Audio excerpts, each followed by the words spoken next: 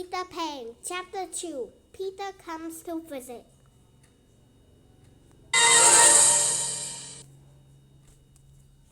Mother always worried about what the children was thinking. Sometimes they imagine traveling through their minds of the sleeping children.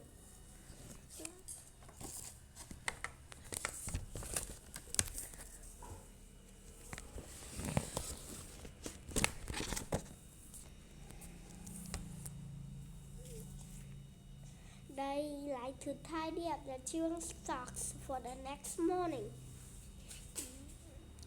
It is like straightening up a chest of drawers. A mother folds a children's naughtiness into a small place in the back of the drawer.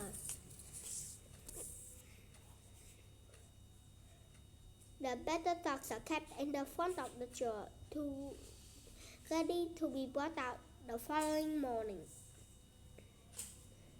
When Mrs. Darling traveled through her children's minds, she found the word Peter and the word Neverland. She thought, though she couldn't quite place the names, they seemed strangely familiar to her.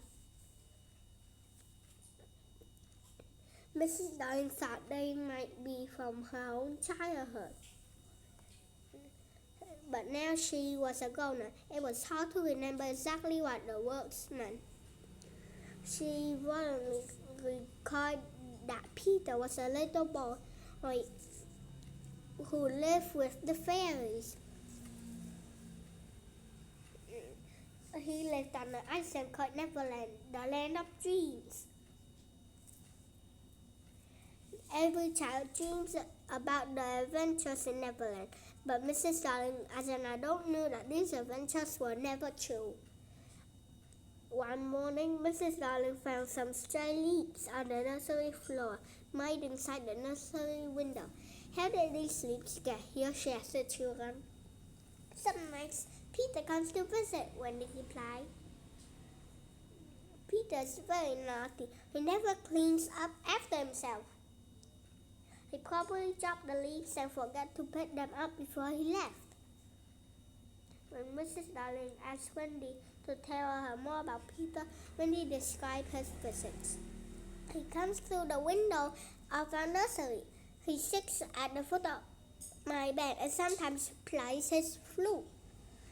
Uncomfortably, Wendy explained she was always asleep during Peter's visits. She didn't know how she knew about them.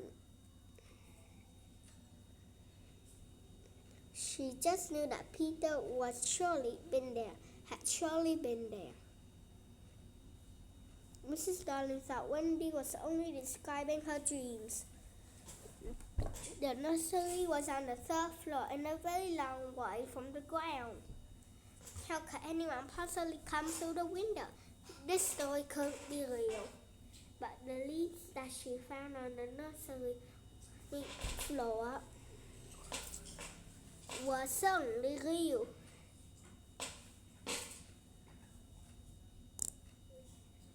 Mrs. Darling looked at them carefully. They were unusual leaves, certainly not found anywhere in England.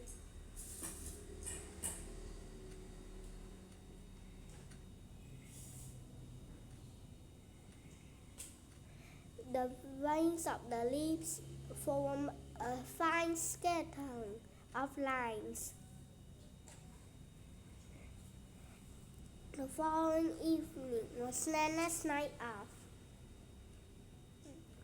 While the dog went out on the town, Mrs. Darling bathed her children and tucked them into bed. Then she sang to Wendy, John, and Michael until they each fell asleep. Mrs. Darling sat down by the fire in the nursery and did her sewing. She loved to watch the children while they slept. They looked so peaceful. She too soon fell asleep. As she slept, Mrs. Darling had dreamed about Neverland. She dreamed that a strange boy had flown far away from his home. What a strange dream for a grown-up to have. All of a sudden, the nursery window blew open. A boy dressed in the same skeleton leaves flew in, lightly touching down on the floor of the nursery. Following him was a strange light, no bigger than someone's fist. The light darted around the room as if it was alive.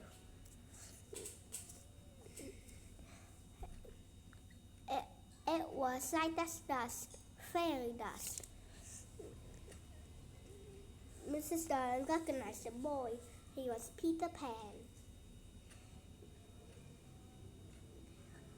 And he was just as young as he has been when she first saw him as a little girl.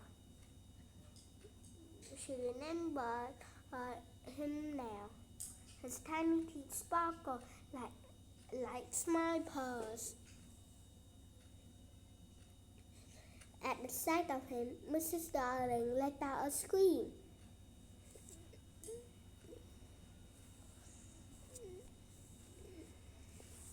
Just then, Nana returned from her evening out and burst into the nursery, barking. Wah, wah, wah! She growled and sprang at Peter and leapt lightly out the window.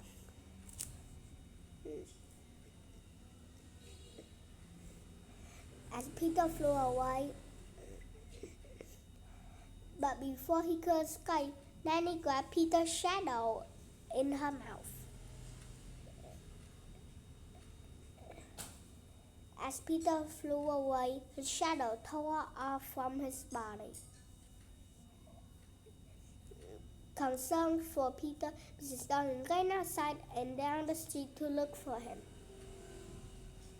But all she saw was a shooting star in the sky. Little